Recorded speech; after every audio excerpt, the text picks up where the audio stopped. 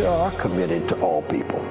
We do believe you can use government in a good way. Government's the only thing that we all belong to.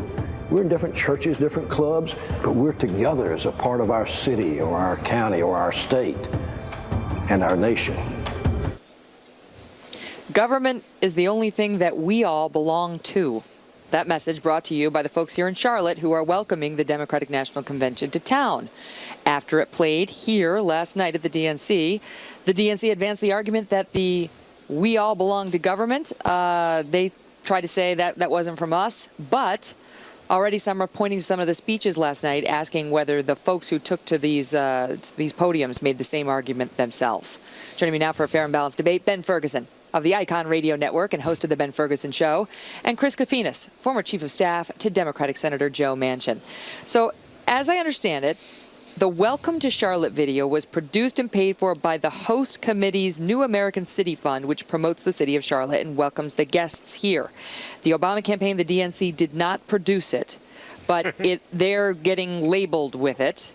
And the charge is that it is reflective of how these Democrats feel, Chris. Well, I mean, anybody who I think was watching last night can't, I think, come to that conclusion.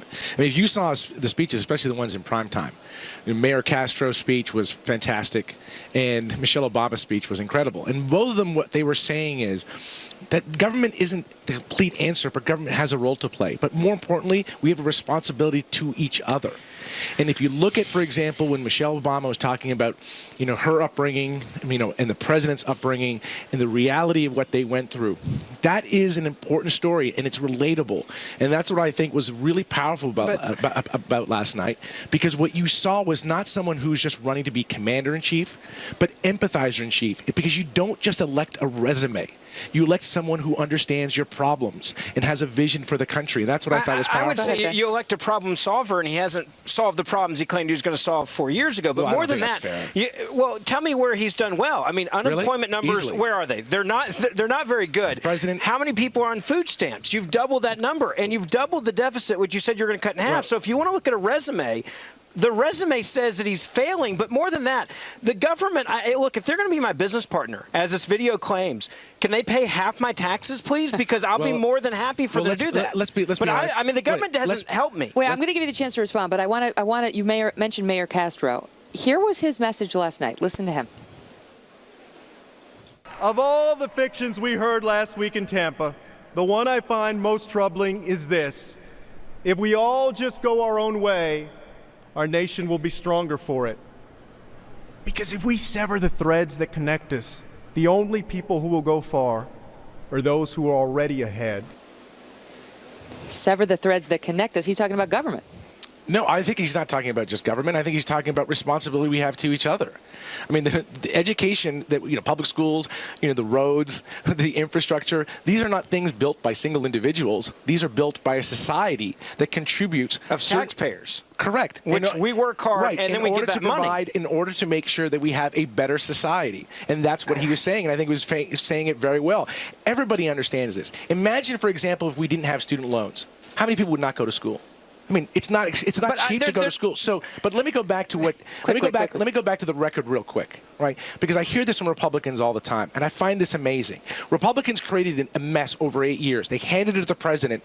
They started this fire that burnt the House down, and now they're arguing that the president didn't put out the fire fast enough. Based on what he ran on, Barack Obama ran and said, "I'm going to cut this horrible deficit that these evil Republicans have created, quote unquote, in half by the end of his first term." He has done the complete opposite of that. More importantly, you can't take credit for people going to college and working their tails off and act like somehow the government did it. Look, hey, you know what? It's not new news. I took out student loans. So did a lot of people. But Barack Obama didn't hand me those loans, and to somehow act like that without Barack Obama, I would not have gone to college. Here's the question. Is insane. Everybody, has in some way, shape, or form been helped by the government. It's not a question of whether all government help should be eliminated. It's the question of size and expansion. Sure.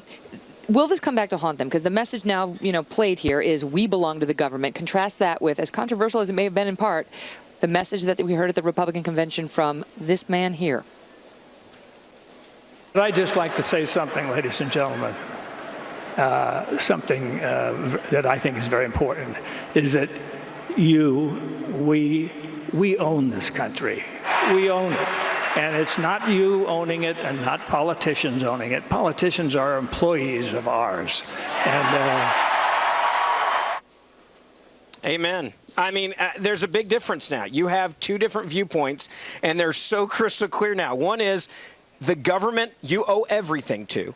And the other one is you can do it on your own and the government can help you with roads. Well, but this is a huge ideological difference between the Republicans and the Democrats. And the Democrats laid it out well last night. They said, you're in the government and I don't do that. That's not my life. This is the part that's amazing to hear from Republicans again and again. This notion that somehow they have the answers. 8 years. Government obviously finish. Eight years you had control of the government. 8 years. You passed up policies that helped create this crisis. Mitt Romney does not have one policy different than George Bush. Not one. I think you would strongly disagree with you on that one. Can name it. When you talk about the deficit, right? I don't see Republicans willing to sit there and negotiate about the deficit. They have been. What do you think Paul Ryan has done with his budget? Whoa, time out. Brother, Paul listen, Ryan I work on the Hill. Right? I work on the Hill. I know the budget. That doesn't mean anything. Wait a second. You cannot fix the budget. I don't care what Paul Ryan says. Okay, so the vice president, you don't care about. You cannot fix the budget without revenue and cutting spending. It is mathematically impossible. I would agree. And when Paul Ryan says it can happen without taxes, without revenues, without some types of getting rid of deductions, it's impossible. Let me say this quickly, and then I got to go. 40 cents of every dollar we're spending right now is in borrowed money. Yeah. We can't sustain that in the government world of Obama either. All right, I got to leave it at that. That's it. Thank you, Ben, Chris, pleasure. Just ahead, what happens now that